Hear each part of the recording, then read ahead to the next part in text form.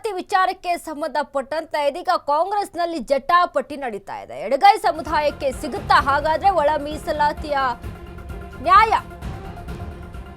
ಎಡಗೈ ಸಮುದಾಯಕ್ಕೆ ಸಿಗುತ್ತಾ ಒಳ ಮೀಸಲಾತಿ ನ್ಯಾಯ? ಕೆಲವೇ ಕ್ಷಣಗಳಲ್ಲಿ ಕ್ಯಾಬಿನೆಟ್ ಮೀಟಿಂಗ್ ಆರಂಭ. ಕುತೂಹಲ ಮೂಡಿಸಿರುವ ಇಂದಿನ ಸಚಿವ ಸಂಪುಟ ಸಭೆ. ಒಳ ಮೀಸಲಾತಿ ಹಂಚಿಕೆ ಬಗ್ಗೆ ಕ್ಯಾಬಿನೆಟ್ನಲ್ಲಿ ಚರ್ಚೆ ಆಗುತ್ತೆ. 15% ಮೀಸಲಾತಿಯಲ್ಲಿ ಒಳ ಮೀಸಲಿಗೆ ಪಟ್ಟು. ದಲಿತ ಬಲಗೈ ಎಡಗೈ ಸಮುದಾಯದ ನಡುವೆ ಜಟಾಪಟಿ. ಈ ಜಟಾಪಟಿಗೆ ಇಂದಿನ ಕ್ಯಾಬಿನೆಟ್ ಮೂಲಕ ಬ್ರೇಕ್ ಬೀಳುತ್ತಾ?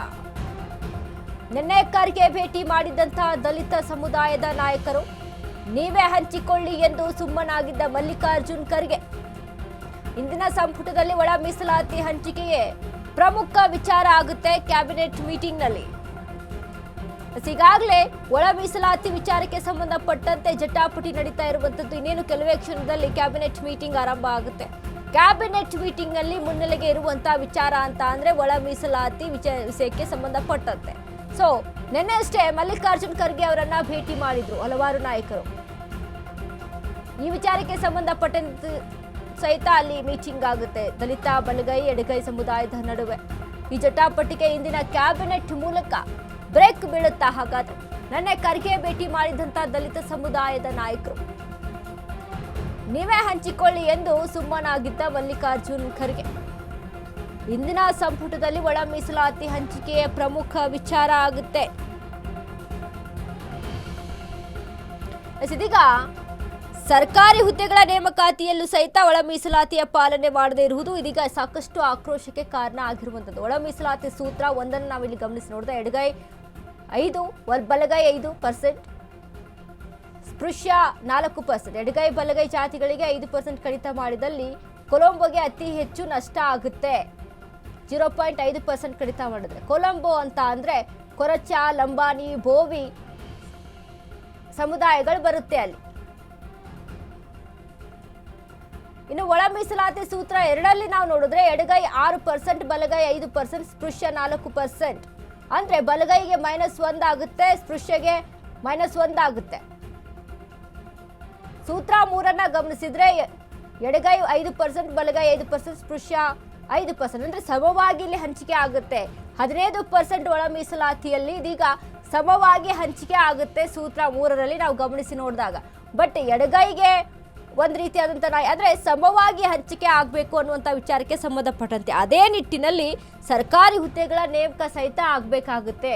ಸೊ ಹೀಗಾಗಿ ಆ ಒಂದು ವಿಚಾರಕ್ಕೆ ಈ ನೇಮಕಾತಿನೂ ಸಹಿತ ಇದೀಗ ತಟಸ್ಥವಾಗಿ ಉಳಿದಿರುವಂತದ್ದು. ಇದನ್ನೆಲ್ಲ ಗಮನಿಸಿ ನೋಡಿದಾಗ ಇವತ್ತಿನ ಕ್ಯಾಬಿನೆಟ್ ಮೀಟಿಂಗ್ ಅಲ್ಲಿ ಈ ಒಂದು ವಿಚಾರಕ್ಕೆ ತೆರೆ ಬೀಳುತ್ತಾ ಅನ್ನುವಂತ ಒಂದಿಷ್ಟು ಮಾಹಿತಿಗಳು ಕಾಣಿಸ್ತಾ ಇದೆ. ಯಾಕಂದ್ರೆ ಸರ್ಕಾರಿ ಹುದ್ದೆಗಳ ನೇಮಕಾತಿಯಲ್ಲಿ ಸಹಿತ ಒಳ ಮೀಸಲಾತಿ ಪಾಲನೆ ಮಾಡದೇ ಇರುವುದು ಇದೀಗ ಸಾಕಷ್ಟು ಆಕ್ರೋಶಕ್ಕೆ ಕಾರಣವಾಗಿರುವಂತದ್ದು.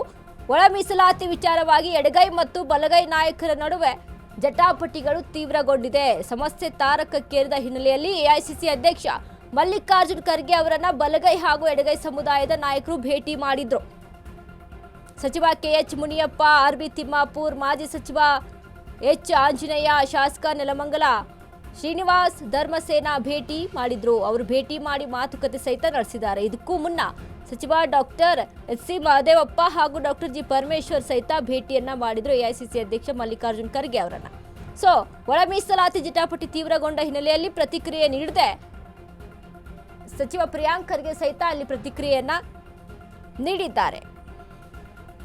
ಇದನ್ನ ಗಮನಿಸಿ ನೋಡಿದಾಗ ಒಳ ಮೀಸಲಾತಿ ಜಟಾಪಟಿಯ ವಿಚಾರ ಏನಿದೆ, ಯಾಕಂದ್ರೆ ಈಗಾಗಲೇ ಸರ್ಕಾರಿ ಹುದ್ದೆಗಳು ನೆಲೆಗುದಿಗೆ ಬಿದ್ದಿರುವಂತದ್ದು. ಇದಕ್ಕೆ ಯುವಕರು ಕೂಡ ಪ್ರೊಟೆಸ್ಟ್ ನ ಮಾಡ್ತಾ ಇದ್ದಾರೆ. ಜನಗಳು ಸಹಿತ ರೊಚ್ಚಿಗೆದ್ದಿದ್ದಾರೆ ಈ ವಿಚಾರಕ್ಕೆ ಸಂಬಂಧಪಟ್ಟಂತೆ. ಇನ್ನು ಎಷ್ಟು ವರ್ಷ ಕಾಯನರಿ ನಾವು? ಏಜ್ ಬಾರ್ ಆಗಿ ಹೋಗ್ತಾ ಇದೆ. ಅಲ್ಲಿ ನಮಗೆ ಸರ್ಕಾರಿ ನೌಕರಿ ಸಿಗೋದು ಯಾವಾಗ? ಅರ್ಜಿಯನ್ನ ಹಾಕಿ ಕಾಯ್ಕೊಂಡು ಕೂತ್ಕೊಂಡಿದ್ದೀವಿ. ಬಟ್ ಇದಕ್ಕೆ ಯಾವುದೇ ರೀತಿಯಾದಂತ ನಮಗೆ ಪರಿಹಾರ ಸಿಗ್ತಾ ಇಲ್ಲ. ಬಟ್ ಇಲ್ಲಿ ಒಳ ಮೀಸಲಾತಿ ಆದ್ಮೇಲೆ ಅವುಗಳ ಆಧಾರದ ಮೇಲೆ ಅಲ್ಲಿ ನೇಮಕವನ್ನ ಮಾಡ್ಕೊಳ್ಳೋಕೆ ಮುಂದಾಗುತ್ತೆ. ಸೊ 15% ಅಲ್ಲಿ ಸಮನಾಗಿ ಹಂಚಿಕೆ ಆಗಬೇಕು ಅನ್ನುವಂತ ವಿಚಾರಕ್ಕೆ ಸಂಬಂಧಪಟ್ಟಂತೆ ಇದೀಗ ಆಗ್ತಾ ಇರುವಂತದ್ದು. ಇಂದಿನ ಕ್ಯಾಬಿನೆಟ್ ಮೀಟಿಂಗ್ ಅಲ್ಲಿ ಈ ಒಂದು ವಿಚಾರಕ್ಕೆ ತೆರೆ ಎಳೆಯಲಾಗುತ್ತೆ. ಈ ಬಗ್ಗೆ ಹೆಚ್ಚಿನ ಮಾಹಿತಿಯನ್ನ ಕೊಡ್ತಾರೆ ನಮ್ಮ ಪ್ರತಿನಿಧಿ ದೀಪಾ. ದೀಪಾ, ಇದೀಗ ಒಳ ಮೀಸಲಾತಿ ವಿಚಾರಕ್ಕೆ ಸಂಬಂಧಪಟ್ಟಂತೆ ಇವತ್ತಿನ ಕ್ಯಾಬಿನೆಟ್ ಮೀಟಿಂಗ್ ನಲ್ಲಿ ಇದಕ್ಕೆ ತೆರೆ ಎಳೆಯಲಾಗುತ್ತಾ ಈ ವಿಚಾರಕ್ಕೆ ಅಂತ?